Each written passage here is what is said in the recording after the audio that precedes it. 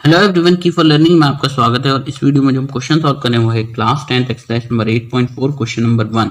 The question is express the trigonometric ratio sin a sec a and tan a in terms of cot a।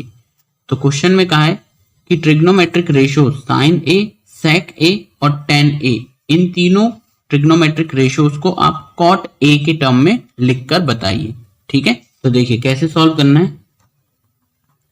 सबसे पहले तो हमने एक triangle बना लिया। ठीक,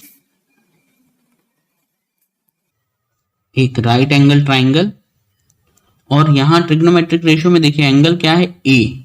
तो ए जो है वो 90 डिग्री पर नहीं लिया जा सकता, तो हमने ए को ले लिया यहां हमने बी ले लिया और यहां सी ले लिया। ठीक है, अब देखिए हमारे जो सारे एंगल्स हैं वो इस ए के रिस्पेक्ट में है। ठीक है, तो हमारा बेस, हाइपोटेनस और जो परपेंडिकुलर है ये इसी के बेसिस पर हमें रखना होगा।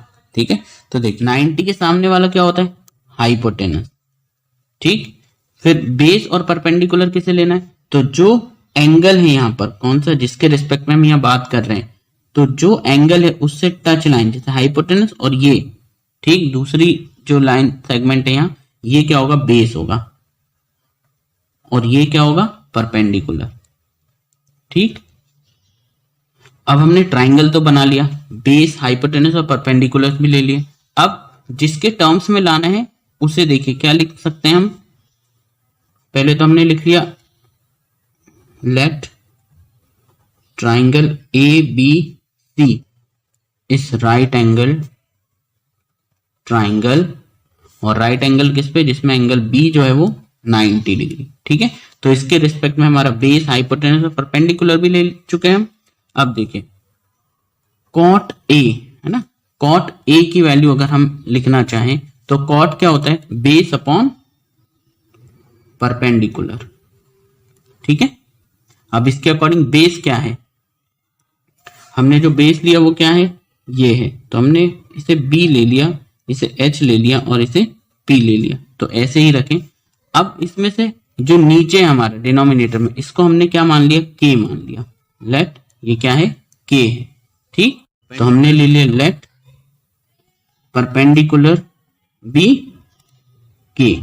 तो जब ये के आ गया तो यहां क्या बन जाएगा, ये बन जाएगा cot A is equal to, ये हो गया बेस अपॉन और के। ठीक, आप के को इस तरफ कर दें तो ये के इस तरफ क्रॉस मल्टीप्लाई होके जाएगा, तो ये बन जाएगा के इंटू कॉट ए, और यहां आ गया बेस। ठीक है, तो बेस की वैल्यू कॉट ए के टर्म में निकल गई, तो बेस को हम क्या लिख सकते हैं यहाँ, मतलब हमारा जो बेस है उसको हम लिख सकते हैं के कॉट ए। ठीक, इसी तरह से अब हाइपोटेनस की बनाए, जो हाइपोटेनस है उसे भी आपको कॉट के टर्म में बनाना होगा। तो हाइपोटेनस बनाने के लिए जब हमारे पास परपेंडिकुलर के है, बेस जो है वो के कॉट ए है, तो इसमें लगाएंगे हम पीजीटी, पाइथागोरस थ्योरम, तो हमारी ये वैल्यू भी पता चल जाएगी, मतलब हाइपोटेनस भी कॉट के टर्म में आ जाएगा। तो देखिए बाय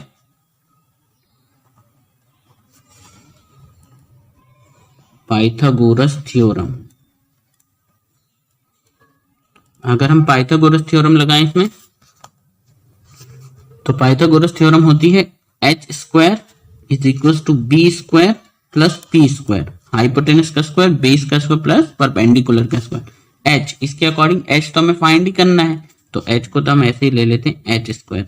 बेस, बेस क्या लिया है हमने, के कॉट ए, तो के कॉट ए, और इसके ऊपर स्क्वायर है इसीलिए यहां पर भी स्क्वायर, प्लस परपेंडिकुलर, परपेंडिकुलर को आपने कंसीडर किया था के, तो यहाँ के और इसके ऊपर स्क्वायर, तो फाइनली ये आ गया H square is equal to, square जब के के ऊपर आएगा तो बन जाएगा के स्क्वायर, और जब स्क्वायर कॉट ए के ऊपर आएगा तो बन जाएगा कॉट स्क्वायर ए।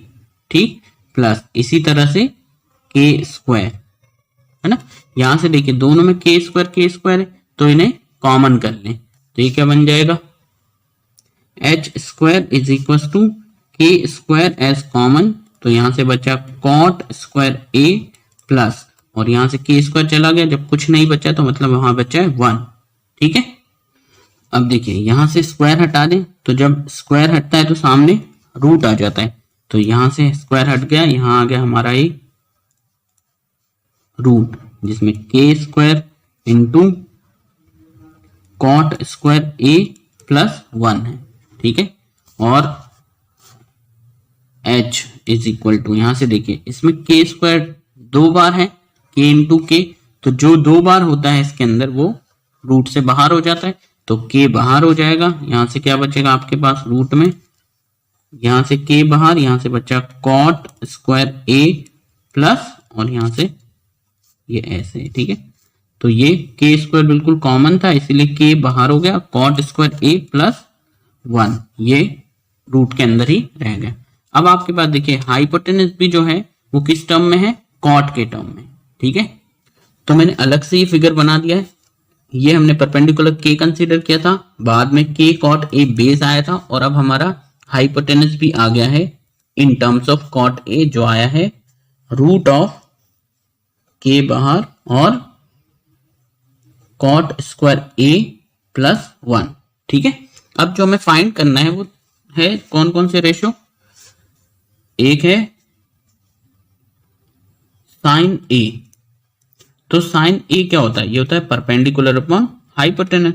परपेंडिकुलर इसके अकॉर्डिंग क्या आया है टर्म्स ऑफ कॉट में, ये आया है, ये हमने कंसीडर किया था के अपॉन, और हाइपोटेनस जो बना है वो ये बना है, तो K root of cot square A plus 1, ठीक। और देखिए के से के कैंसिल, यानी फाइनली क्या आ गया हमारे पास ऊपर से 1 upon root of cot square A plus 1, ठीक है। तो एक आंसर तो यही आ गया हमारा साइन ए, जो साइन ए रेशो है वो कॉट ए के टर्म्स में है अब हमारे पास, ठीक। इसी तरह से सेकंड जो फाइंड करना है वो है सेक ए। तो सेक क्या होता है, सेक होता है हाइपोटेनस अपॉन बेस।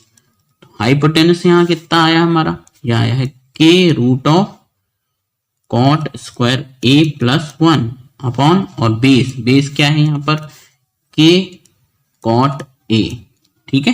तो देखिए के बाहर है, इससे के से के कैंसिल हो गया, तो फाइनली हमारे पास आया root of cot square A plus 1 upon, और नीचे बचा है कॉट ए, तो ये भी आ गया sec A in terms of cot A आ गया। इसी तरह से अब निकालना है टेन ए। तो टेन ए, टेन क्या होता है, टेन होता है परपेंडिकुलर अपॉन बेस। तो परपेंडिकुलर, यहां से परपेंडिकुलर कंसीडर किया था के अपॉन, और बेस आया है यहां पर के कॉट ए, ठीक। के से के कैंसिल, इसका मतलब यहां 1, that means tan A in terms of cot A हो गया 1 अपॉन कॉट ए। तो ये तीसरा आंसर आ गया, ठीक है। तो होपफुली आपको ये समझ आया होगा। Thank you very much for watching.